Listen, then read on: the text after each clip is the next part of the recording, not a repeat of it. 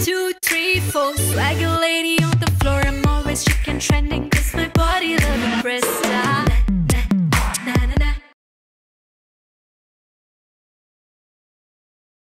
Honest, வீட்டுக்கு வரியா? உனக்கு ஒன்றும் பிரச்சனை இல்லையா?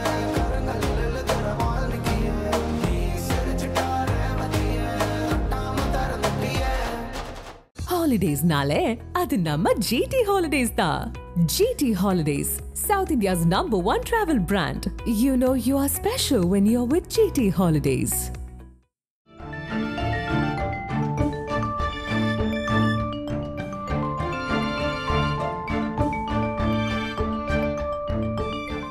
உங்கள் ஜீரண கோளாறுகளுக்கும் வயிற்றெரிச்சலுக்கும் சரியான ஒரு தீர்வு.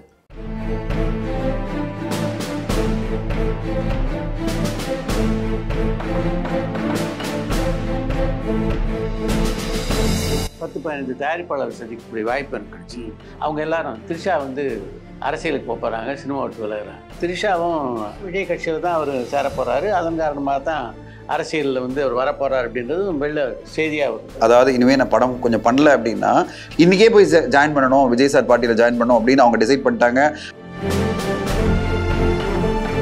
விஜயனுடைய அடுத்த படத்துடைய தலைப்பு நாளைய தீர்ப்பு அப்படின்னு செய்திகள் வந்திருக்கு. அதில் வந்து ஒரு ஒற்றுமை இருக்கிறதா எல்லாரும் பார்க்குறாங்க. நாளைய தீர்ப்புன்ற டைட்டில் பார்த்தீங்கன்னா இன்றைய சமுதாயத்துக்கும் பொருந்தக்கூடிய ஒரு டைட்டில் தான். எனக்கு தெரிஞ்ச வரையும் சார் அந்த டைட்டில் இருக்கிறதுக்கான வாய்ப்புகள் அதிகம். வீடியோ ஒன்று வந்தது, அதை பார்க்கும்போது நம்மளுக்கு அது டவுட் வருது, அதுதான் இருக்கும் அப்படின்னு. ஏன்னா அந்த வீடியோவில் இன்னொரு பரபரப்பான டைட்டிலாக இப்போ வலம் வந்து கொண்டிருக்கின்ற டைட்டில் பராசக்தி. சிவகார்த்திகனுடைய படத்துக்கு பராசக்தி அப்படின்னு பெயருக்கு போகிறாங்க. செய்தி வந்த நாள்ல இருந்தே சிவாஜி ரசிகர்கள்லாம் கொதிக்க ஆரம்பிச்சிட்டாங்க. எனக்கு எதனால் உங்கள் கருத்தில் நான் உடன்படுறேன் சார். நீங்கள் பராசக்தி அகெயின் சொல்லலாம், நீங்கள் பராசக்தி ரிட்டர்ன்ஸ்னு சொல்லலாம். ஒரு வேர்டோட நீங்கள் ஆட் பண்ணிங்கன்னா பிரச்சனை இல்லை. பராசக்தி மட்டும் போடும்போது என்ன சார்?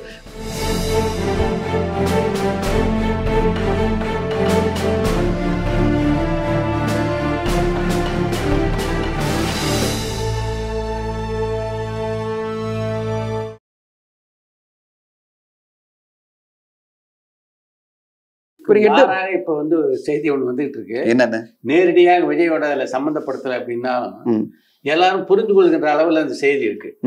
என்னன்னா த்ரிஷாவும் சினிமாவுக்கு முழுக்க போட போறாங்க, அரசியலுக்கு போக போறாங்க. இது வந்து ஒரு வரி செய்தியா எங்கேயோ ஒரு வலைதளங்கள் ஆரம்பிச்சது. இப்ப தினத்தந்தி போன்ற மிகப்பெரிய பத்திரிகைகளாக கூட அந்த செய்தியை பார்க்குறேன்.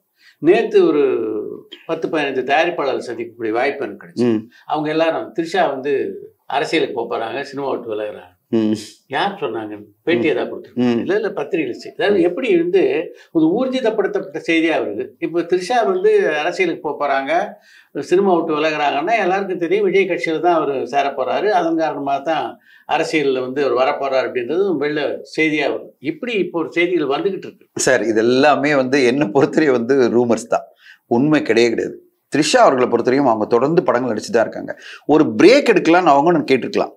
ஏதாவது உண்மையில இருந்தா, அதாவது இனிமேல் நான் படம் கொஞ்சம் பண்ணல அப்படின்னா நான் 5-6 படங்கள் இப்போ பண்ணிட்டு இருக்கேன், அது பிறகு ஒரு வருஷம் நான் பிரேக் எடுத்துட்டு திருப்பி வரேன் தான் நினைப்பாங்களே தவிர இப்போ அரசியலுக்கு உடனே போகணும்னு அவங்க நினைக்க மாட்டாங்க. அதுக்கான வாய்ப்பும் இல்லை. அப்படியே சேர்ந்தாலும் வந்து பாத்தீங்கன்னா ஒரு வருடங்களுக்கு ஓய்வு எடுக்க முடியாது. அதான் 2 வருஷம் இருக்கு. அவங்க 2026 வரையும் பிஸியா இருக்காங்க. இப்ப நான் கேட்க வருது அவங்களோட ஒரே பாயிண்ட் என்னன்னா அரசியல் வரும்போது அப்ப பாத்துக்கலாம் அப்படிதான் டிசைட் பண்ணிருப்பாங்களே தவிர இன்னைக்கே போய் ஜாயின் பண்ணணும், விஜய் சார் பார்ட்டியில ஜாயின் பண்ணணும் அப்படின்னு அவங்க டிசைட் பண்ணிட்டாங்க. அதனாலதான் வந்து விலகுறாங்கன்றதுலாம் என்ன பொறுத்தவரைக்கும் கம்ப்ளீட்டா வந்து ஒரு ரூமரா பாக்குறேன். அதுவும் ஃபேப்ரிகேட்டட் ரூமர். அதாவது ஃபேப்ரிகேட்னா அது குக்கப் பண்ணி ஒரு ரூமரா தான் பாக்குறேன் தவிர உண்மை அது இருக்கிறதுக்கு வாய்ப்பே கிடையாது. ஏன்னா விஜய் சார் பொறுத்தவரையும் இந்த மாதிரி எல்லாம் உடனே டிசிஷன்லாம் எடுக்க மாட்டார். அவர் கொஞ்சம் யோசிச்சு அடுத்த கட்டம் இது என்ன மாதிரி ரிப்பர்கஷன்ஸ் உருவாக்கும், எப்படிப்பட்ட ஒரு பார்வையை உருவாக்கும் மக்கள் மத்தியில். ஏன்னா அவர் எதுக்குமே ரியாக்ட் பண்ற ஆள் கிடையாது. ஆனா அவருக்கு நல்லா தெரியும் எது வந்து நம்முடைய இமேஜை டென்ட் பண்ணணும்னு அவருக்கு தெரியும். அதனால அந்த மாதிரி விஷயம்லாம் அவர் உடனே பண்ண மாட்டார். அப்படியே வந்தாலும் த்ரிஷா அவர்கள் ஜாயின் பண்ணாலும் பதவியெல்லாம் உடனே கொடுக்க மாட்டார். சரி வாங்க கூட இருங்க சொல்வார். அதனால த்ரிஷா அவர்கள் வெல்கம் தான் இருக்கும் அவருக்கு. ஆனா எப்படி இவங்கள மாதிரி தான். ஆனா உடனே பதவி கொடுத்துட்டு அதுக்காக நீ சினிமா நடிக்காத சொல்லி இதெல்லாம் வந்து என்ன பொறுத்தவரையும் கட்டுக்கதைகளை பார்க்குறேன். ஏன்னா த்ரிஷா அவர்கள் ப்ரொஃபஷனலான ஒரு ஆக்ட்ரஸ். அவங்களுக்கான கெரியர் 20 வருஷமா சக்சஸ்ஃபுல்லா போயிட்டு இருக்கு. அதுவும் இப்பதான் பீக்ல போயிட்டு இருக்கு. அவங்க இதை விட்டுட்டு போகணுன்ற அவசியமே கிடையாது. அவங்க ஒரு சின்ன பிரேக் எடுத்துட்டு போலாமே தவிர இதை விட்டுட்டு மொத்தமா விட்டுட்டு நான் சினிமா விட்டுட்டு அரசியல் போறதுக்கான அவசியம் இல்லைன்னு நான் நினைக்கிறேன். நேற்று வெளியான படங்களில் குடும்பஸ்தன் நல்லா வரவேற்பு பெற்றுக்கிட்டு இருக்கு. குறிப்பா மணிகண்டனுடைய பெர்ஃபார்மன்ஸ் வந்து எல்லாருமே அப்ரிஷியேட் பண்றாங்க. நான் படம் பார்த்தேன், நேத்து படம் பார்த்துட்டேன் சார். நேத்து 7 படம் வந்திருக்கு தமிழ் சினிமால. எனக்கு என்னன்னா இது ஒரு விஷயம் தான் எனக்கு வந்து மனசு கேட்க மாட்டேங்குதுன்னா, ஒரு வாரத்துல 7 நாள் தான் இருக்கு, 7 படங்களை கொண்டு வந்தீங்கன்னா எப்படிதான் நம்ம வந்து படங்களை பாக்குறது? அதாவது ரெண்டாவது நம்மளுக்கு இருக்கிற அந்த ஒரு 3 டேஸ்ல 2 படம் பாக்குறதே ரொம்ப அதிகம். நான் வந்து சினிமா ரசிகனா நான் வந்து 2 படமாவது பார்த்தோம்னு நினைப்பேன். ஆனா இத்தனை படங்கள் கொண்டு வந்தீங்கன்னா எப்படி கொண்டு வருது? இது யாருக்காக படங்களை ரிலீஸ் பண்றாங்கன்னு எனக்கு தெரியல. ஆனா இந்த 7 படங்கள் மத்தியில மிகப்பெரிய ஒரு ரெஸ்பான்ஸா வந்து குடும்பஸ்தன் படத்துக்கு வந்திருக்கு. இன்ஃபேக்ட் எப்படி பாத்தீங்கன்னா நம்ம இப்போ ஒரு பெஞ்ச் மார்க் வச்சுக்கலாம் சார். எப்படிப்பட்ட ரெஸ்பான்ஸ் மக்கள் கிட்ட இருக்குது நம்மளா சொல்லி எல்லாம் வேண்டாம். புக் மை ஷோல எவ்வளவு பேர் ஆன்லைன்ல டிக்கெட் புக் பண்ணிருக்காங்க நீங்க ஒரு நம்பர் எடுத்தீங்கன்னா, கடந்த 24 மணி நேரத்துல எவ்வளவு பேர் ஆன்லைன்ல புக் பண்ணிருக்காங்க பாத்தீங்கன்னா, இந்த படத்துக்கு 35,000 பேர் பண்ணிருக்காங்க. அப்போ அதுதான் ரெஸ்பான்ஸ். 35,000 ரசிகர்கள் ஆன்லைன்ல அடிஷனலா 30 ரூபா கொடுத்து டிக்கெட் புக் பண்ணிருக்காங்க. அப்போ அந்த படத்து மேல ஒரு எதிர்பார்ப்பு இருக்கிறது ஆன்லைன்ல புக் பண்றாங்க. அப்போ இந்த படம் வந்து அவ்வளவு பெரிய ரெஸ்பான்ஸ் இந்த லாஸ்ட் 24 ஹவர்ஸ்லயே கிடைச்சது. அதுக்கு காரணம் படம் ஆரம்பிச்ச பிறகு, அதாவது படம் தொடங்குறதுல இருந்தே அந்த டைட்டில் இருந்தே பரபரப்பு வந்துருச்சு. அந்த படத்தினுடைய லுக்ல இருந்தே ஒரு இது வந்துருச்சு சார். இதான் சினிமாவில் நான் பாக்குறேன். சினிமாவில் மட்டும் சார் அது ஆடியன்ஸை நீங்க ஏமாத்தே முடியாது. ஆடியன்ஸ் மைண்ட் செட்ல ஒன்று கிளியரா பாம் ஆயிடும். டைட்டில் அனௌன்ஸ் பண்ணும்போதே அவங்களுக்கு பிடிச்சி போச்சு. அது பிறகு அந்த லுக் நல்லா இருந்தது, அது பிறகு வந்த டீசர் நல்லா இருந்தது, ட்ரெய்லர் நல்லா இருந்தது, டக்குன்னு பார்த்தா படமும் பார்த்தீங்கன்னா அதே மாதிரி நல்லா வந்திருக்கு. இது வந்து ஒரு டீமோட உழைப்பை பாருங்க, அவ்வளவு பிரமாதமா பண்ணியிருக்காங்க. இது வந்து அவங்களுடைய மார்க்கெட்டிங் ஸ்கில்லையும் அப்ரிஷியேட் பண்ணோம். ஓவராலா அந்த படத்தை எப்படி பொசிஷன் பண்ணி கொண்டு வந்தாங்களோ அது கரெக்டா ஒர்க் ஆயிருக்கு. 7 படங்கள் மத்தியில வந்தாலும் இந்த படம் வந்து தனியா நிக்குது, சக்சஸா நிக்குது. இன்னைக்கு அந்த படத்தோட பாட்டர் ராதாவும் நல்ல டாக்ல வந்திருக்கு. ஆனா என்னன்னா இத்தனை படங்கள் ஒரு வாரத்தில் வரக்கூடாதுன்றதா. ஆனா அதை மீறி இன்னைக்கு குடும்பஸ்தன் படத்துக்கு ஒரு பெரிய வரவேற்பு. எனக்கு ரொம்ப பிடிச்சது ஒரு மிடில் கிளாஸ் பையனுடைய வாழ்க்கையை வந்து எவ்வளவு சேலஞ்சஸோட அவன் வாழறான். எத்தனை பிரச்சனை மேல பிரச்சனை வரும் சார். நாளைக்கு எல்லா பிரச்சனையும் தீர்ந்துடும் நினைக்கும் போது அந்த பிரச்சனை திருப்பி இன்னொரு பிரச்சனையா மாறுது.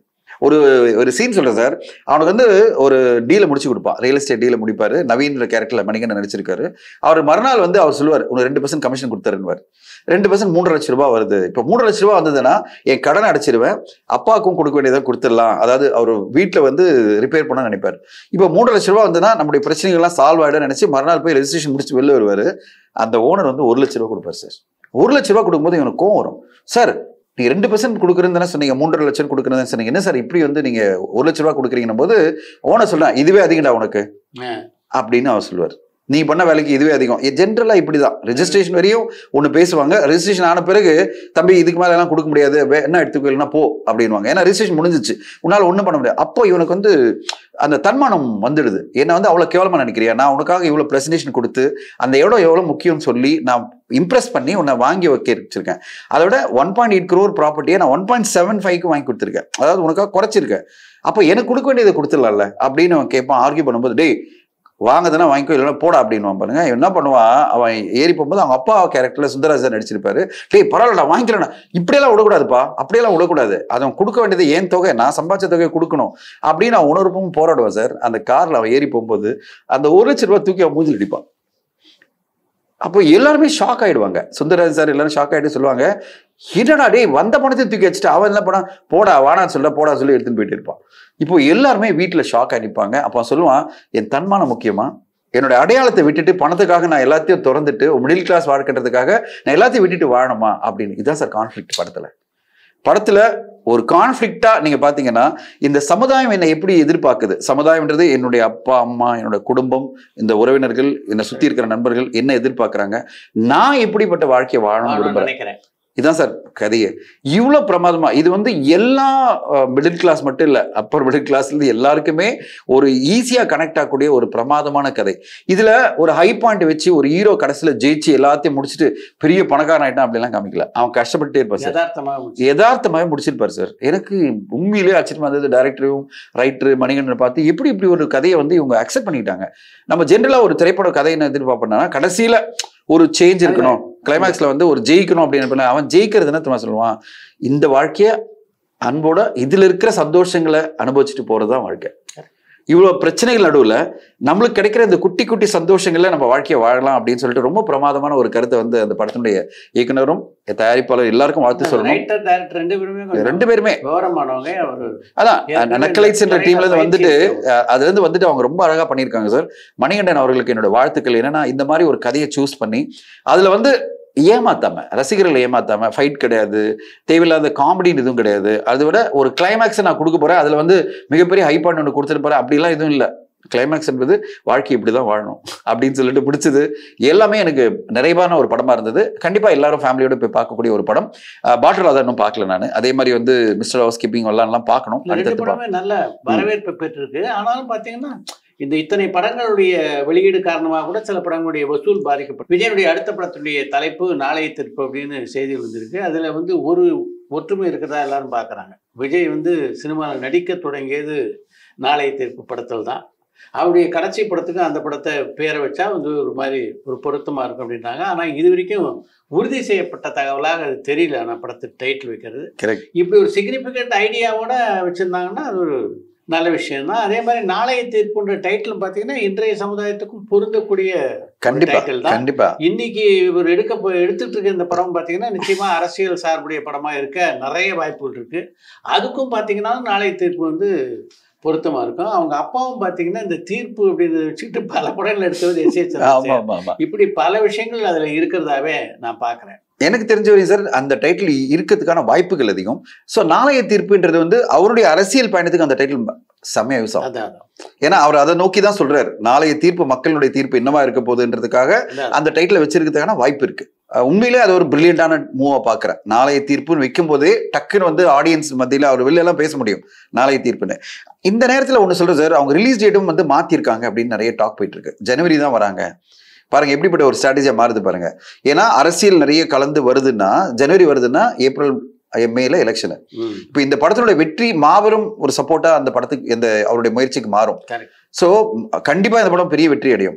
சோ இப்படி பல விஷயங்களை ஒரு ஸ்ட்ராட்டஜி பண்ணிட்டு இருக்காங்க நான் தோணுது. அதாவது டைட்டிலையும் ஒரு ஸ்ட்ராட்டஜி, கண்டென்ட்லயும் ஒரு அரசியல் சம்பந்தப்பட்ட விஷயம். அடுத்ததா ஜனவரியில இந்த படத்தை கொண்டு வரணும். ஏன்னா பொங்கல் அப்படின்னா ஜனவரி ஃபுல்லாவே அந்த படம் நல்லா பெருசா ஓடிட்டு இருக்கும்.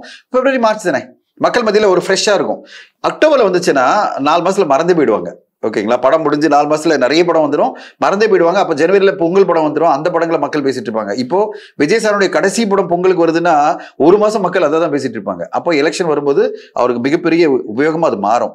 அப்படி வரும்போது இந்த டைட்டிலும் பெரிய யூஸா இருக்கும்னு நான் நினைக்கிறேன். ஆனா உண்மையிலே அதான் டைட்டிலான்னு தெரியல. ஏன்னா அவங்க தரப்புல என்ன சொல்லியிருக்காங்க, இல்ல நான் ஒன்னும் அந்த டைட்டில் இல்ல அப்படின்ற மாதிரி ஏதோ சொல்லியிருக்காங்க. பட் அஃபிஷியலா கன்ஃபார்ம் பண்ணல. வீடியோ ஒன்று வந்தது, அதை பார்க்கும்போது நம்மளுக்கு அது டவுட் வருது, அதுதான் இருக்கும் அப்படின்னு. ஏன்னா அந்த வீடியோல அவருடைய அந்த என்டையர் 68 படத்தினுடைய வீடியோ போட்டிருக்காங்க. எல்லா டைட்டிலும் அப்படி ஃபர்ஸ்ட் லுக் கூட போட்டிருக்காங்க. அப்போ ஒருவேளை அதோட முடிச்சு நாளைய தீர்ப்புல ஆரம்பிச்சு நாளைய தீர்ப்புல முடிப்பாங்களோ அப்படின்னு எனக்கு தோணுது. பட் உண்மையிலே அதுதான் டைட்டில் அப்படின்னா அது வந்து பிரமாதமான டைட்டிலா தான் நான் பாக்குறேன். இன்னொரு பரபரப்பான டைட்டிலா இப்ப வலம் வந்து கொண்டிருக்கின்ற டைட்டில் பராசக்தி.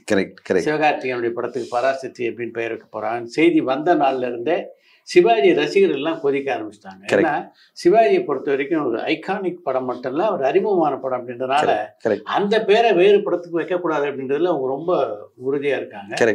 இது வந்து எனக்கு வந்து இப்போ அவங்களுடைய மன உணர்வுல தாண்டி சிவாஜி அப்படின்ற ஒரு லெஜெண்டரி ஆக்டருடைய ஃபர்ஸ்ட் பட டைட்டில் அப்படின்றதுனால அதை திரும்ப இவங்க பயன்படுத்தாம இருந்தா நல்லா இருக்கும் அப்படின்னு தான் எனக்கும் தோணுது.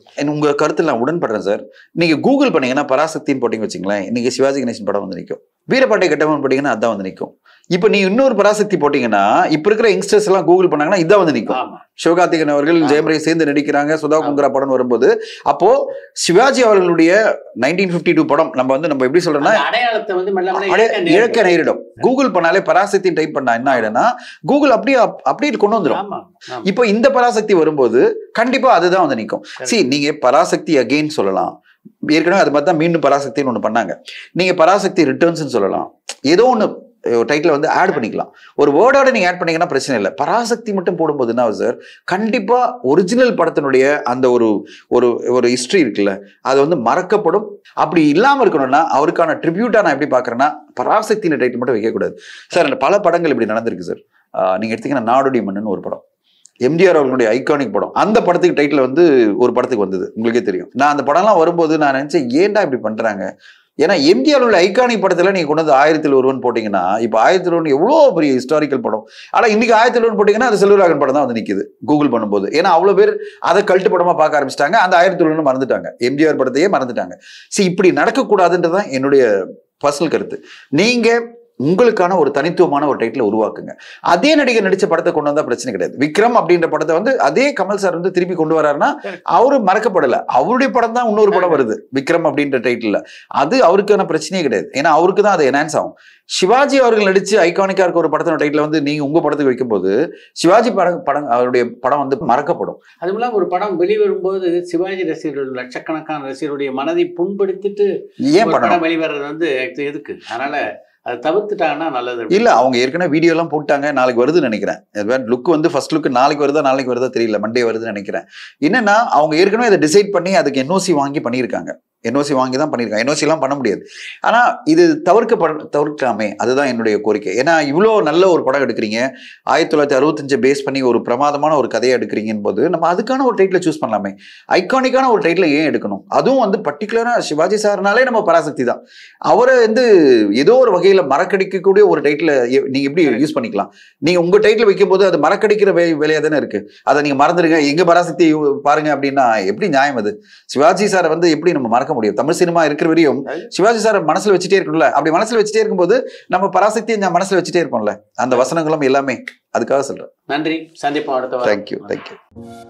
பரபரப்பான சினிமா செய்திகள், நட்சத்திரங்களின் பேட்டிகள், சினிமா வரலாறு ஆகியவற்றை பார்க்கவும் படிக்கவும் உங்களுக்கான இணையதளம் tourantalkies.co.